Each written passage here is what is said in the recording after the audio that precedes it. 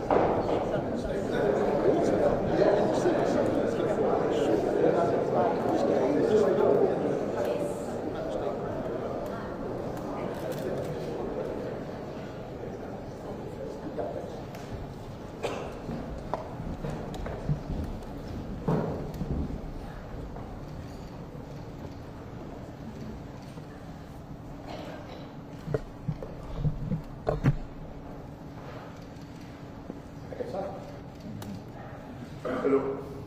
Good morning, dear Prime Minister, dear Keir, dear Ursula, dear ministers, dear representative, dear Maros. Let me begin by thanking Prime Minister Keir Starmer for hosting us here in London for what has been a timely and truly productive summit.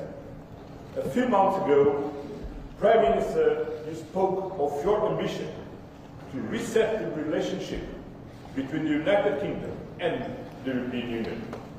Today, I'm proud to say we together have delivered on that ambition. You succeeded, we all succeeded. The agreements we have reached today mark not just progress, but a new chapter in the relationship between the United Kingdom and the European Union, the start of a renewed and strengthened strategic partnership. Over the past months, we have worked tirelessly to rebuild trust. As we discussed during my visit to Downing Street in December, in an increasingly volatile world, deeper collaboration between like-minded partners, natural allies like us, is not a luxury, it is a necessity. Then back in February, I invited you to join the European Union 27 leaders at a retreat in Brussels to discuss defense matters. There I felt a new positive energy in our relationship. I saw the great potential of what we can accomplish together to make real, tangible progress for the people of the European Union and the United Kingdom. Since then, we have worked hand in hand to support Ukraine, to increase pressure on Russia, to stabilize and strengthen the transatlantic partnership, and to uphold international law and defending the United Nations Charter amid growing security threats. We have been proud of the fruits of that collective effort. A joint statement on cooperation on global issues, a security on defense partnership, and a common understanding and a renewed agenda for cooperation. These agreements represent more than just words on paper. They are a reflection of our shared commitments to security, to prosperity, to development, and to the people we serve on both sides of the channel. Our relationship is grounded in shared values, mutual interests, and the simple fact of our geographical closeness. We are neighbors, allies, partners, and we are friends. Times are changing. The rules-based international order is under attack. Multilateralism is being tested, and the European Union and the United Kingdom are providers of global stability. We must be guardians of the rules-based global order. Europe faces gravest security threat in decades, provoked by Russia's brutal war of aggression against Ukraine. But both the United Kingdom and the European Union are united in one belief. We share a fundamental responsibility for the security of Europe. That is why we are committed to continue our efforts together to achieve a comprehensive, just and lasting peace in Ukraine. A peace that guarantees Ukraine's independence, sovereignty, and territorial integrity. The ball is now in Russia's court. Together, we will intensify pressure on President Putin, including through a new package of sanctions, to bring him to the negotiation table. Russia must agree to an unconditional ceasefire. It must stop being a threat to Ukraine and to European security. On defense, our new partnership will bring deeper cooperation. It will strengthen Europe's contribution to NATO, and it will sharpen our focus on common strategic priorities. On trade, we are united in our commitment to economic stability. We both believe in free trade, fair, sustainable and open, as the engine of prosperity for our citizens and for the global economy. On migration, we will work together to reduce irregular flows and to strengthen cooperation with countries of origin and transit. And finally, today, we also address the situation in the Middle East. In particular, we address the tragic humanitarian crisis in Gaza, a tragedy where international law is being systematically violated and an entire population is subjected to disproportionate military force.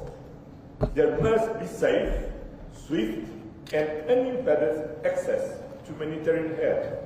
The remaining hostage must be unconditionally released, and the permanent ceasefire must be reached now.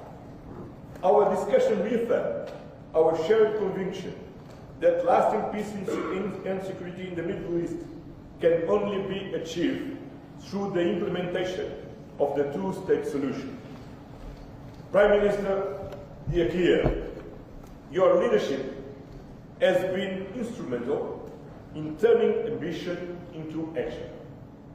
Today's agreements are a testament to your determination and to the new tone you have brought to our relationship. The United Kingdom and the European Union are stronger when we stand together for prosperity, for security, and for peace in Europe and beyond. This is the message that underpins our renewed cooperation. This is the direction we are taking together after this successful summit, which will be just the first of many, because, as we have agreed today, from now on, the European Union and the United Kingdom will meet every year.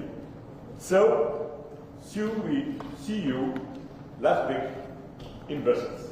Thank you very much.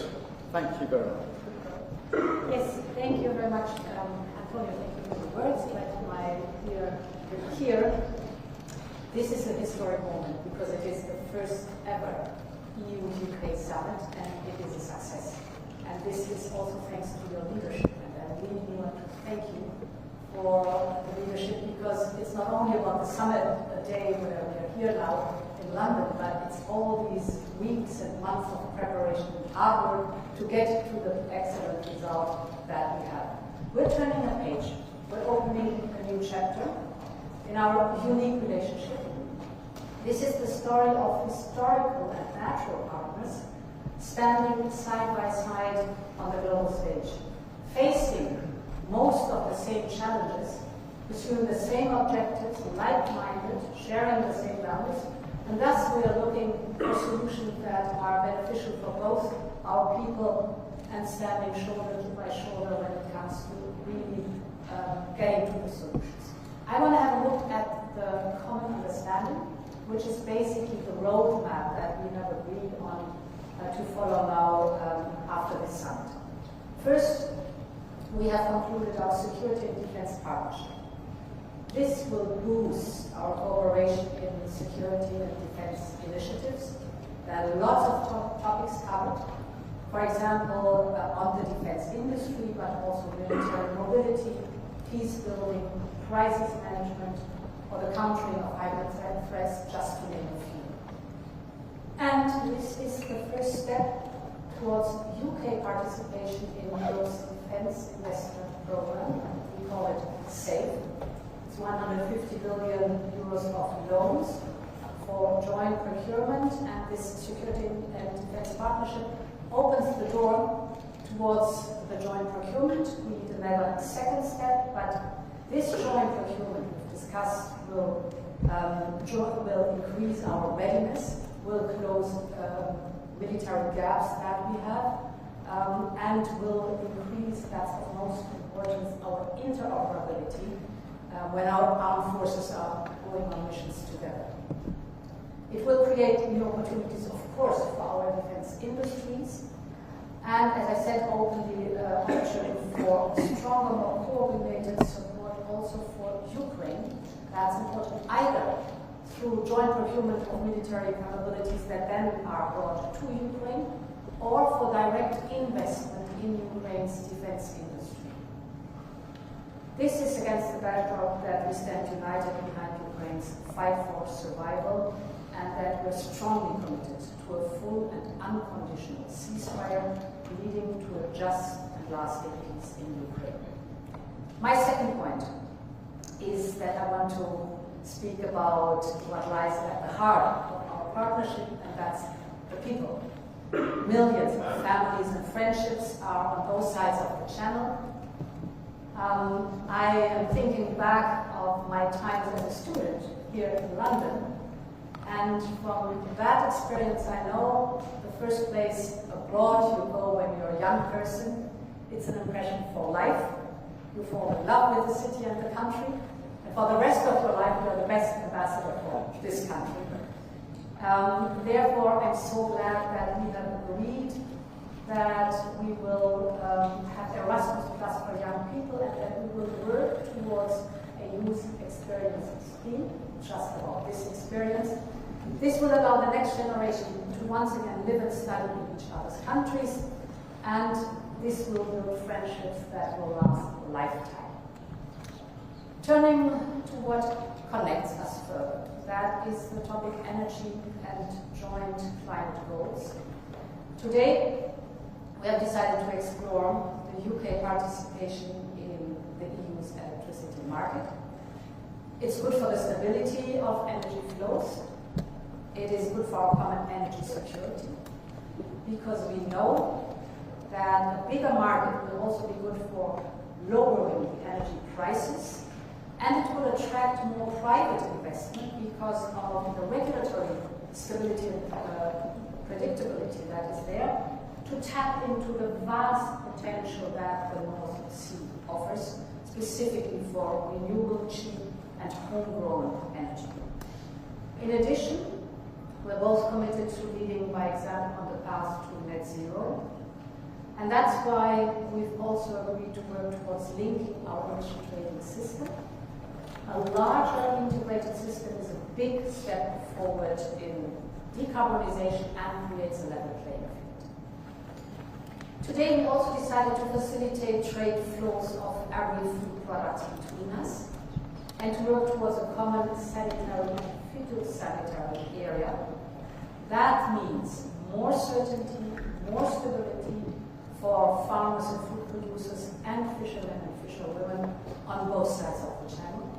Safer food with greater trust from consumers. And together with the Windsor framework, this will also bring additional benefits for Northern Ireland. It will further ease the movement of agri-food goods between Great Britain and Northern Ireland.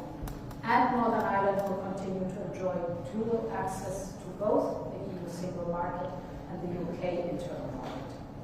And in addition, it's a lot, but we have agreed on. In addition, we have reached an agreement on fisheries, ensuring reciprocal access to waters until 2038.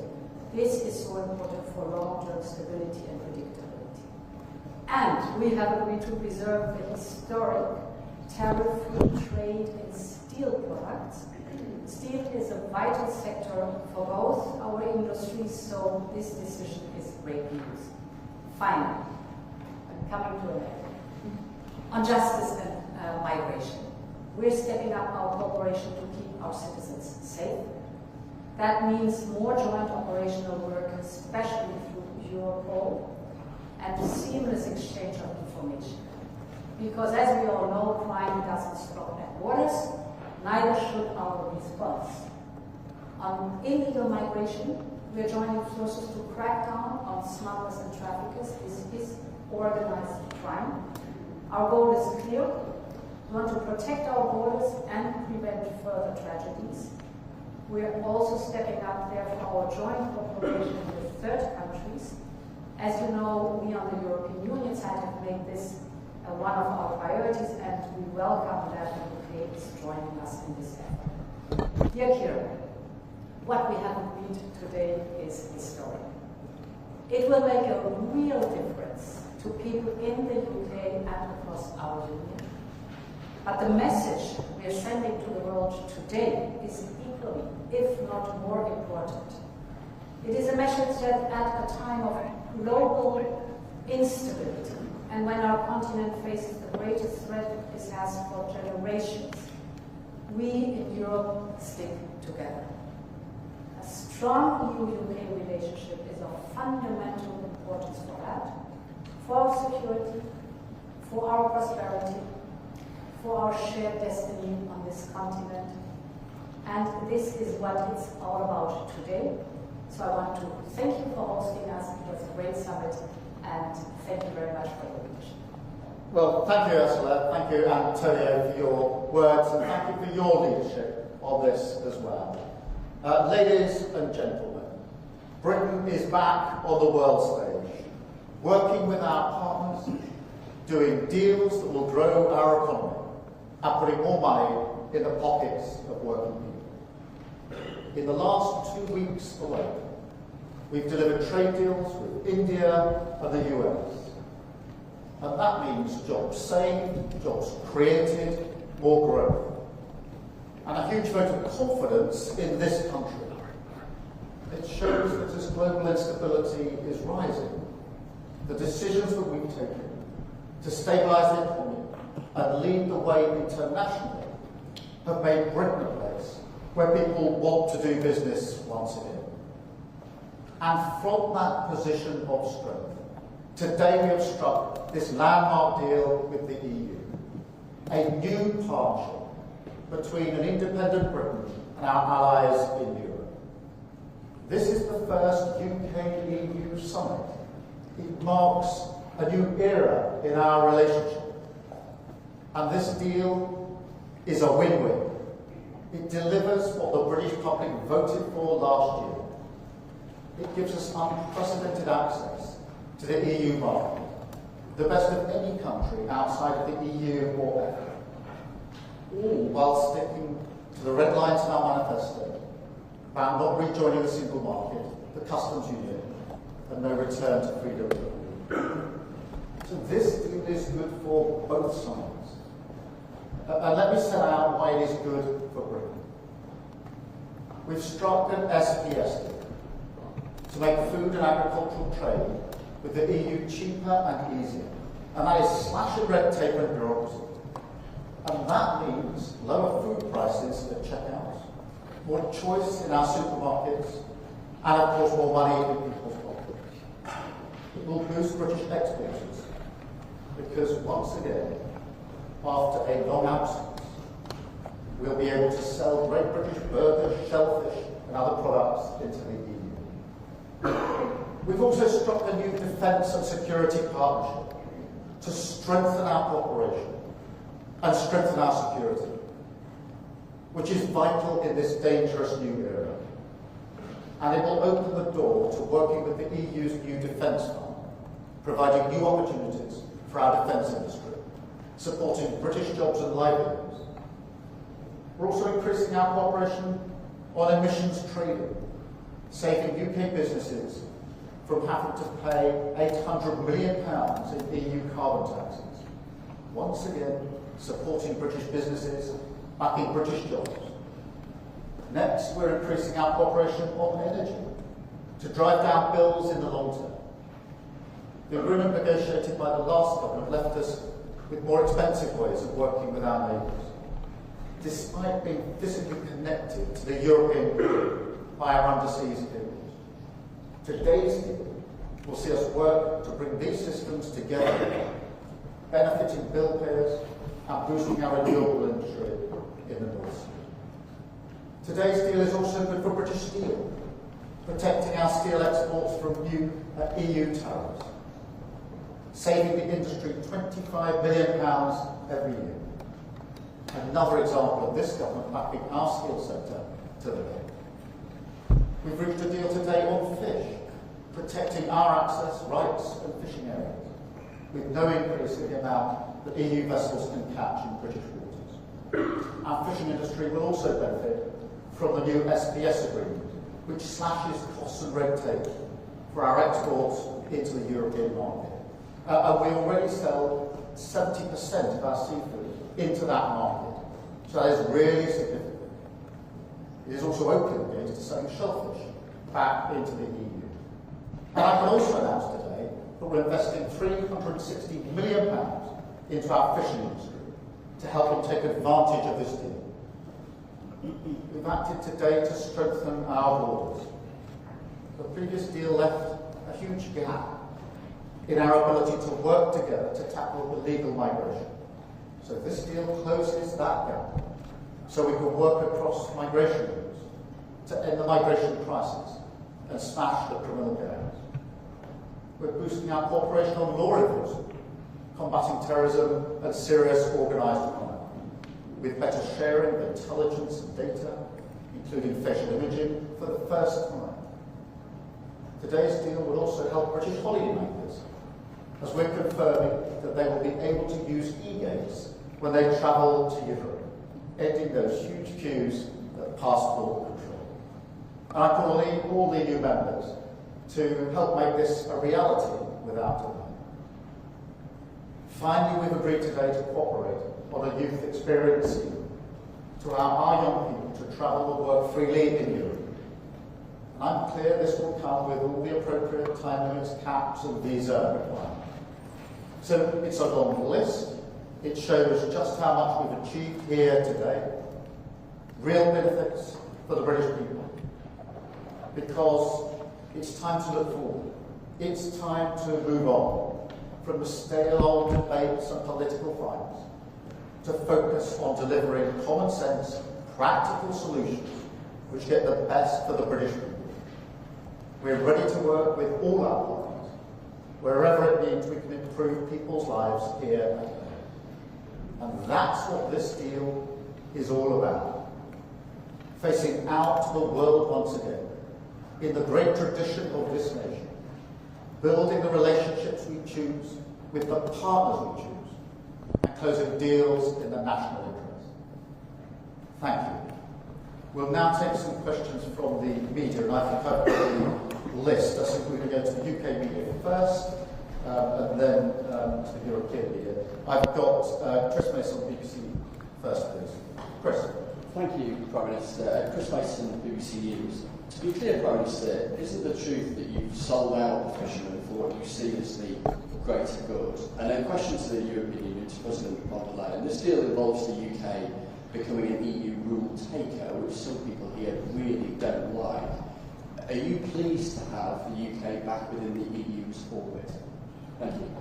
Chris, let me go first. Firstly, the focus, the driving principles of the comprehensive set of arrangements we've agreed today is about bills, it's about jobs, and it's about borders. They're the driving principles.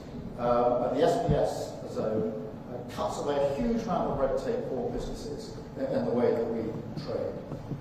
It is incredibly important for fish because over 70% of our seafood goes into the European market. So for the first time under this arrangement, our fishing communities are able to sell more easily into the European market. As I say, 70% goes into that market.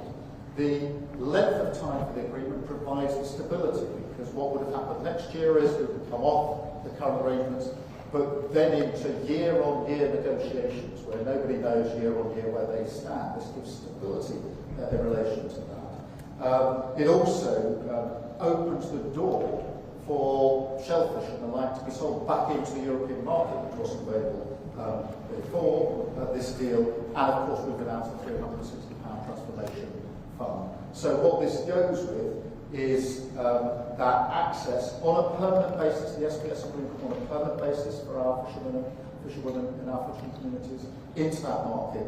Huge amount of their stock goes into this, so this is good for fishing. Yes, on your question on the rules, because the United Kingdom is a sovereign country, it can take agreements like this one, develop agreements like this one. Of course, whenever we have an agreement among us, we define together what the rules are, how we will act together on a specific topic. So it shows the sovereignty of the country by being able to take agreements like this one here today. Thank you. Let me go to Robert Peston, ITV. Robert.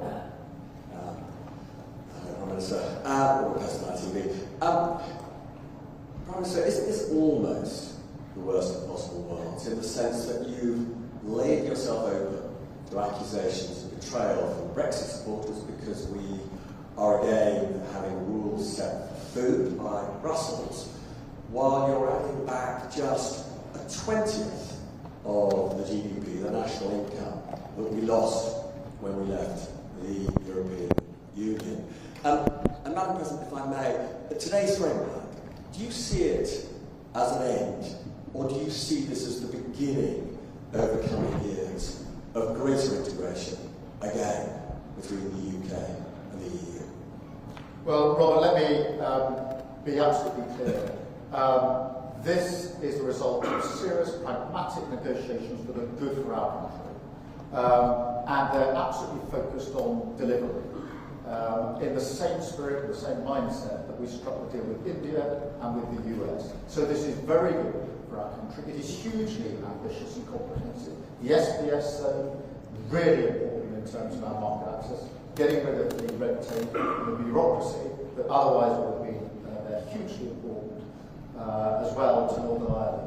Then the Security and Defence Partnership, in an era where we're forever saying quite rightly that it's an increasingly insecure world, to be able to strike that partnership so we can cooperate better together, invest in procurement better together, and open that door to the European funding is hugely important. The emissions trading is going to be for businesses extremely welcome, because otherwise they would be paying £800 million year on year in carbon taxes. On energy, we're making permanent the current chapter and looking to access to the EU electricity market. On British steel, quotas, specific country quotas for British steel, hugely important in the current environment. On fish, that access to the market. Shellfish being opened up, again, the transformation fund. E-gates, which for many people being the first discernible difference in terms of travel ending those queues. On law enforcement, where there wasn't really enough in the current deal, operational work together on institutions like Europol, sharing data, particularly facial mapping, irregular migration.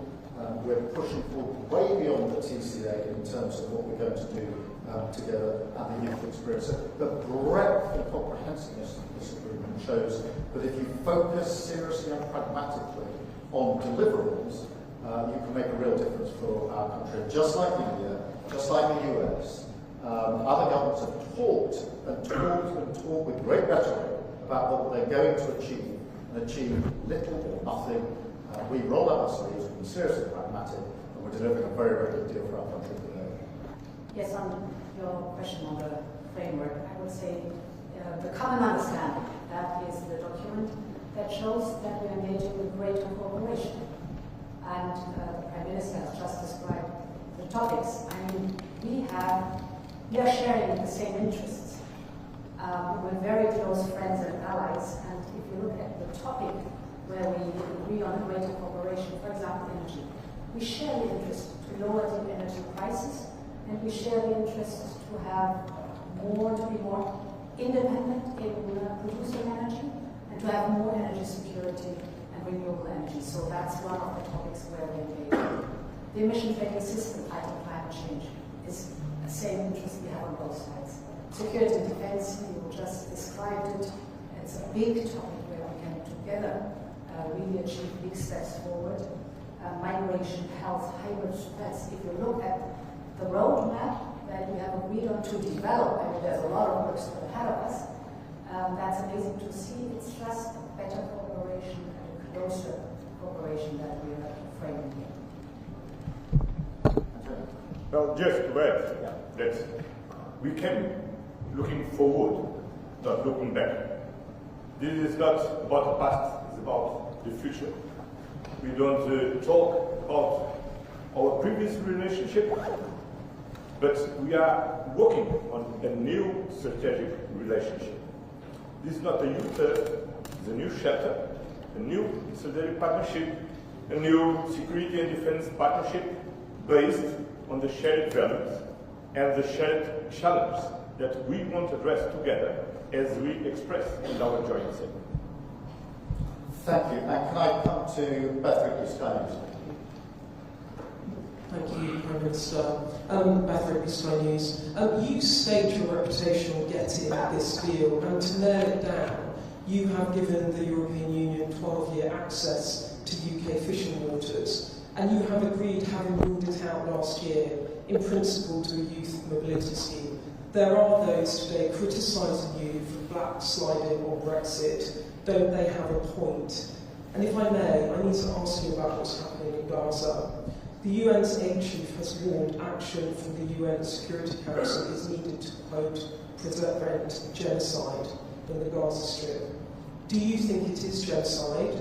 And can you, in good conscience, stand there as a leader and say you have done all you can? And to the Commission President, it has been a difficult few years between the UK and the EU. You describe this deal as turning the page on those years. Many Britons will welcome this deal, but what is your message to those who voted Brexit in the UK and view these new arrangements with suspicion? Thank you. Beth, this is a comprehensive agreement. It is balanced, reciprocal, and has huge benefits for the United Kingdom, based on our three principles, which is driving down bills, driving up jobs, and absolutely having control of our borders. And it delivers on all of those really important things.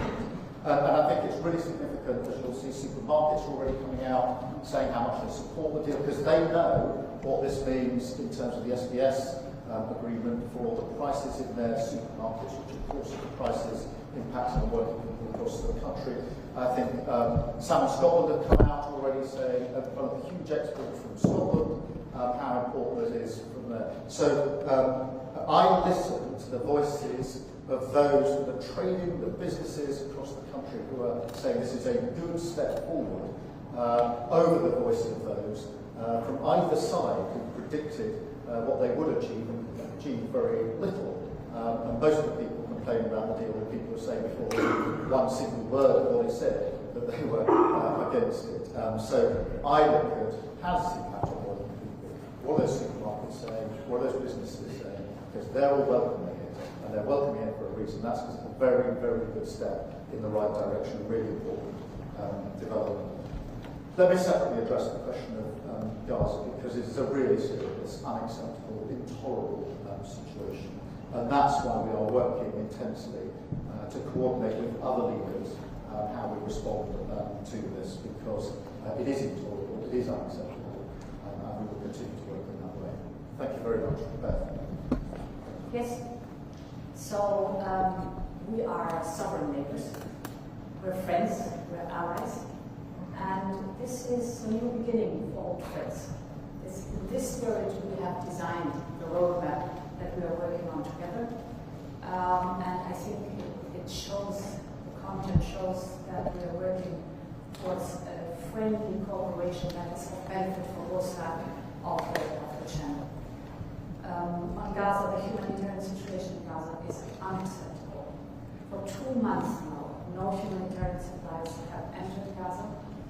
Aid must reach civilians immediately, and the blockade of Gaza needs to be lifted now, because humanitarian aid must never be politicized. And we are calling for a resumption of the ceasefire and the immediate release of hostages, so that a permanent end of hostilities can be finally achieved. We are convinced that the only solution is a two-state solution. This means, among others, also a functioning Palestinian Authority. We are strongly supporting and financing the Palestinian Authority, and we as a Commission will propose a multi-annual package of 1.6 billion euros for the years 25, 26, 27 to support the Palestinian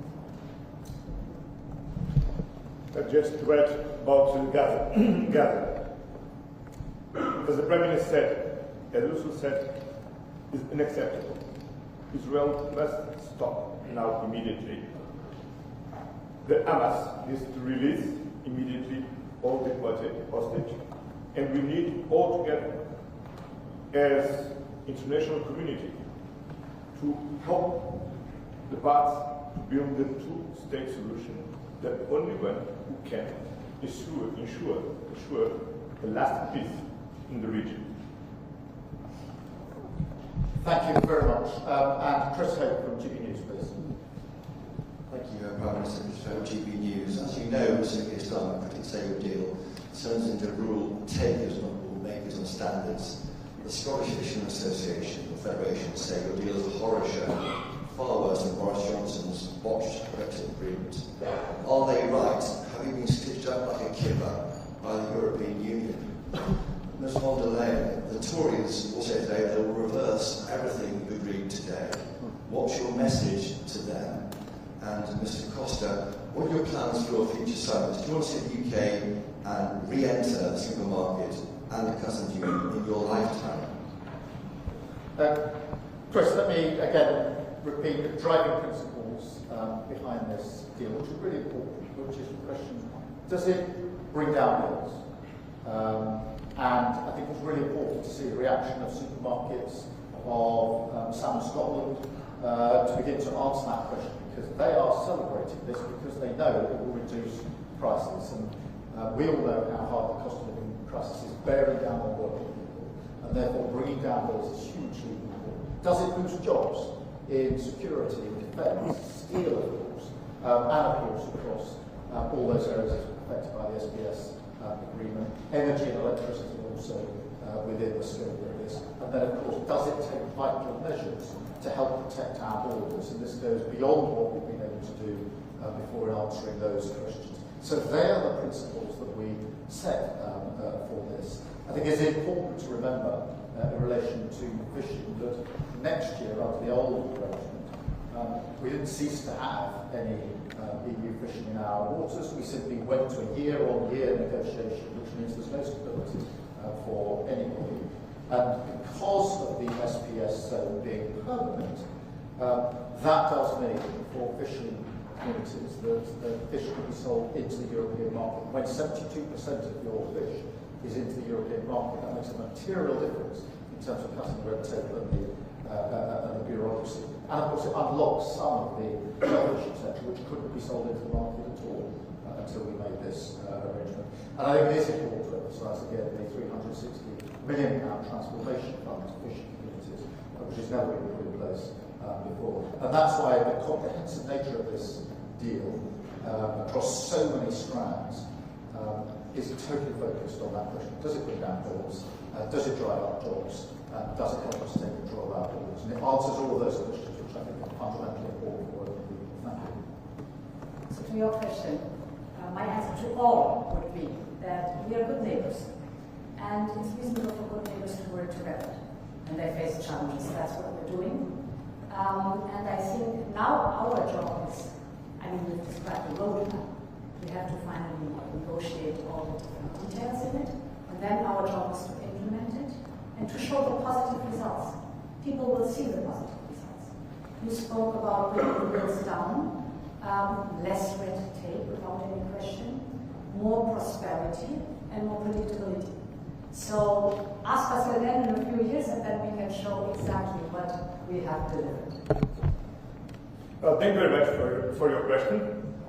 I had the privilege to work in the European Council with David Cameron, Theresa May and Boris Johnson. I had the experience to negotiate with Cameron an agreement to avoid the Brexit, to negotiate with him the withdrawal agreement, the Windsor agreement, the trade and cooperation agreement with him, with Theresa May, and finally with Boris Johnson. This is the past.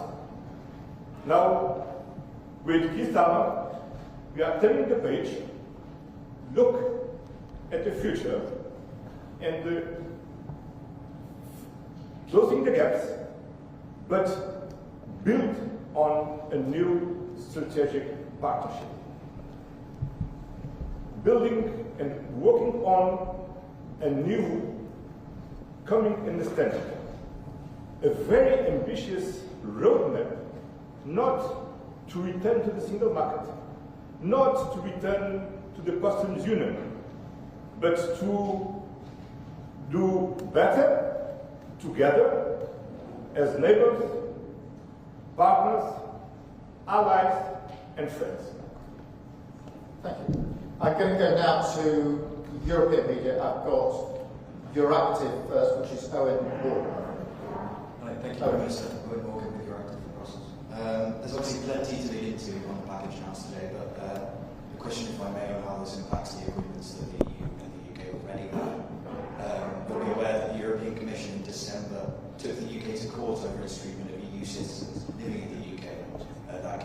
concerns a number of potential breaches of the withdrawal agreement, the divorce deal. Just speak up just a little bit. So the European Commission took the UK to court in December over its treatment of EU citizens living in the UK, and that concerns a number of potential breaches of the withdrawal agreement. Today's package once again talks about the full, timely and faithful implementation of those agreements. So to the Prime Minister, what assurances have you offered the EU as part of these talks on your implementation of the withdrawal agreement? To President Costa, are you satisfied with those assurances? And to President von der Leyen, does the Commission's legal action and court case still remain on the table? Thank you. Let me be absolutely clear that this builds on the agreements we already have in place, which we respect and have agreed on the basis of being fully implemented. And that's been the platform upon which we've been able to take this forward. And we've already, in relation to citizens' rights, etc., made advances even before today. But this is premise of the idea that this is a government that, when agreements are struck, respects those agreements and sticks to those agreements.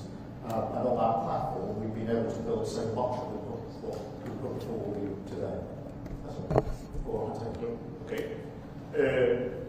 I'm very satisfied because we now have a clear commitment to a full and timely implementation of the previous, what is previously agreed, all these treaties. But now we have a roadmap to work together and to deliver to our citizens in the European Union and in the United Kingdom what is more important: safety, security and prosperity. And the Prime Minister translated very well what means prosperity. Prosperity means economic growth, jobs, lower inflation. And it's for this what we are working together, because together we are stronger, and together we can deliver more to our citizens. Then I'm very satisfied, and I'm looking forward for continuing to work together. Thank you.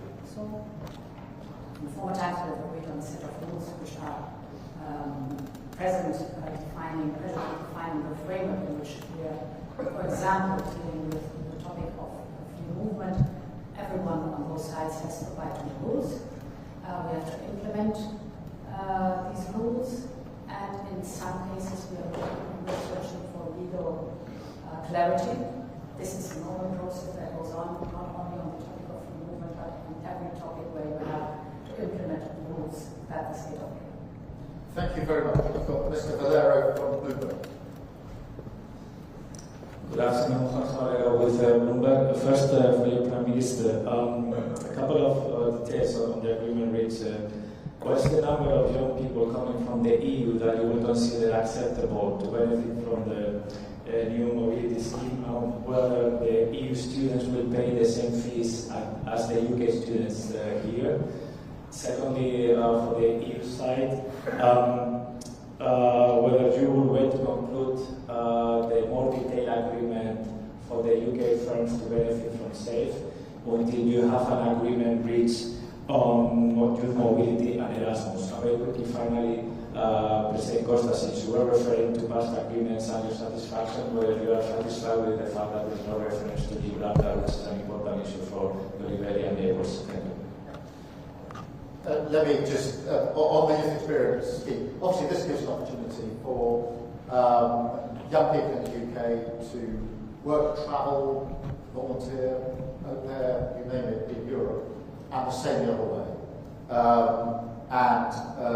It doesn't deal with university fees, just to deal with a particular question that you raised, so there's no change there. It is that experience, it is time limited. The numbers to be agreed, so it's not an uncapped scheme, it will be a visa scheme. So everything will now be done through mutual agreement as we go forward, but they're the principles behind the experience, which has great opportunities for UK young people, and also great opportunities for member states young people as well. So two parts of your question. The second part first, because the Prime Minister just spoke about the youth experience and Erasmus Plus. We very clearly said that we work towards both. What is of course now important to detail, to sort out all the details and to describe and then implement all the details. That is now the process that is starting, but the political will is very clearly stated in the paper. We want to work towards Erasmus Plus and the youth experience scheme, which is good news for the country. Your second question was on SAFE for the UK. Indeed, it's a two-step approach towards SAFE. The first precondition is the security defense partnership. That has been concluded today. And it opens the door for the UK to participate in the joint procurement under SAFE. Then there comes the second step that is necessary to negotiate a second agreement. And here we detail out, it's again a process of detailing out budget contribution, reciprocal market access, and rules on security of supply. And this will give, that's important, in the end, the UK industrial participation. This is the goal that we have to do. On Gibraltar, the Commission and the United Kingdom government are talking, negotiating.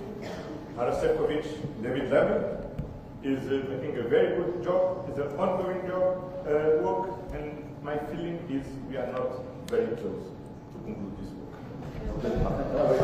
No, very? Not very far. Ah, no, very far, sorry.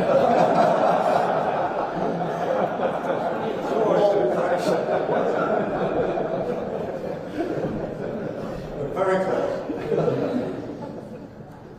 Great. I've got ANP Lauren. Lauren. Hello, Lauren Heermans from Dutch news agency ANP. This whole summit was about starting over and jump-starting a long-lasting relationship between the EU and UK. However, on fisheries, another temporary agreement has been made for a number of years that sort of seems arbitrary, 12 years. How is that signaling a robust and lasting relationship? Why not a permanent solution? And is a permanent solution still on the table for the upcoming talks, maybe next year? In relation to fish, I think it's important we've got the certainty in there and won't investigate what that means for UK fishing communities, the access to market, particularly on the SPS, etc. But I think there's something bigger here which is important, because what we've achieved today is about looking forwards, not backwards. It's about not reopening all the old wounds.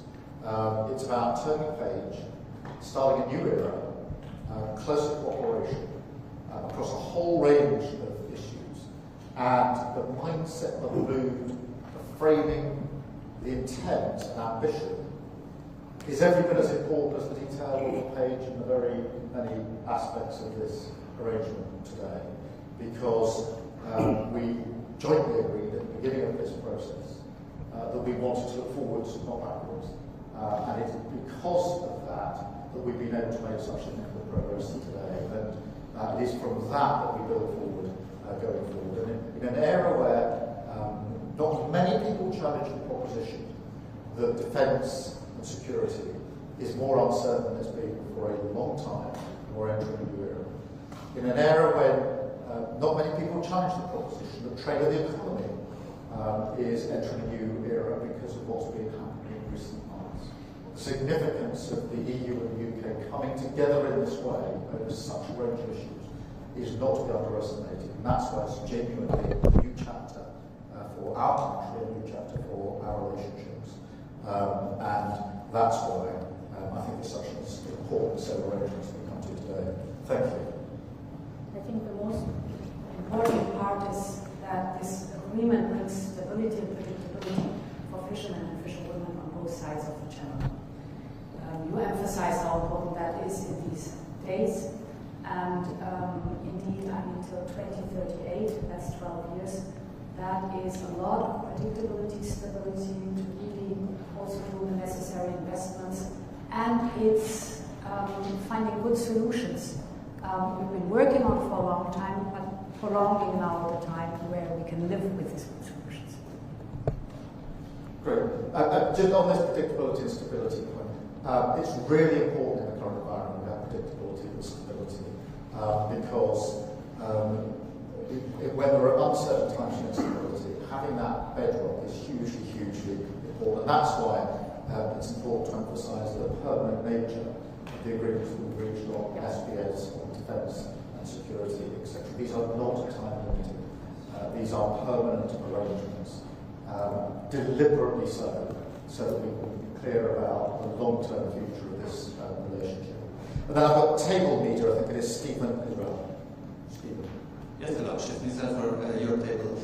I have a question. I mean, we hear a lot of announcements. I have a question on the timelines. When actually will these different agreements enter into force, or when citizens will feel the effects, for example, of the SPS agreement, of the e-gates, and then maybe for President von der Leyen on the safe regulation, how long do we think will it take to come to this agreement to connect the UK directly to these common projects, and how much the UK will have to contribute? I mean, financially, can you give a figure to us?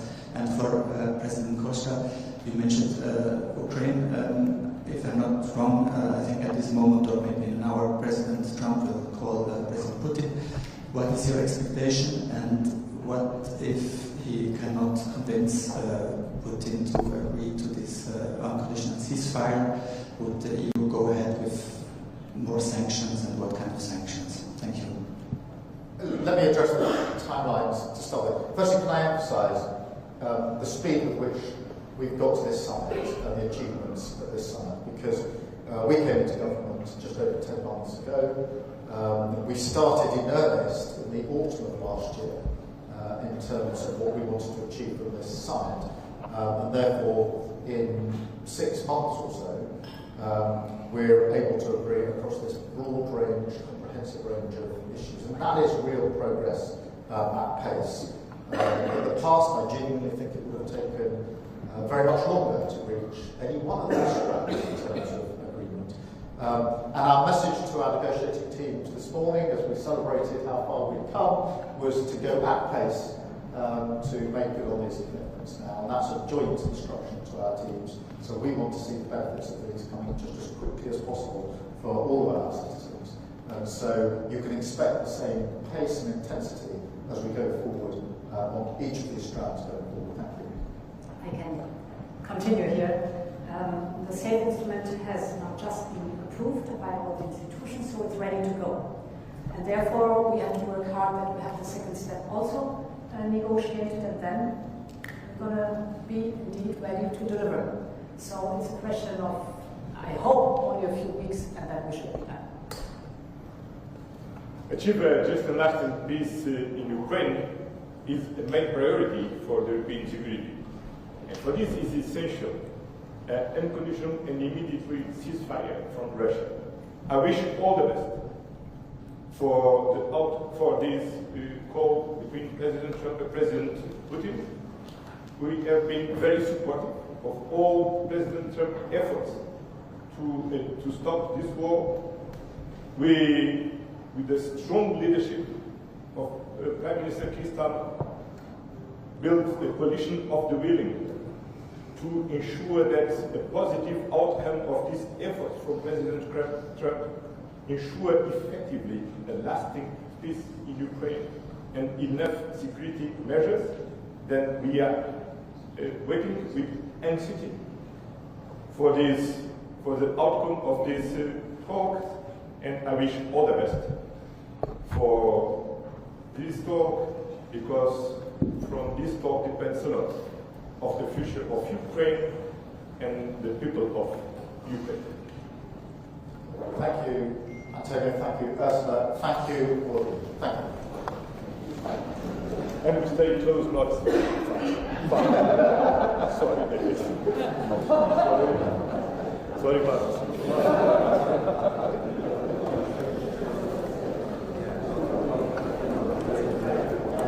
Thanks a lot.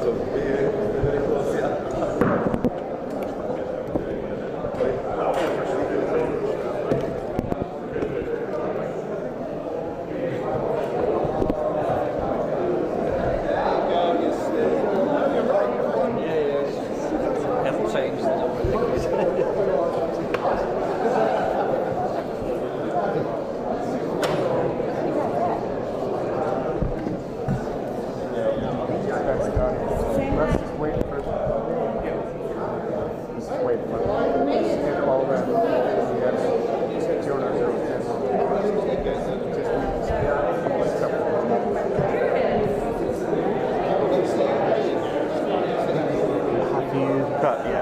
No, do you want please, that's it. Do you want to put bars to line, please? They want us to stop.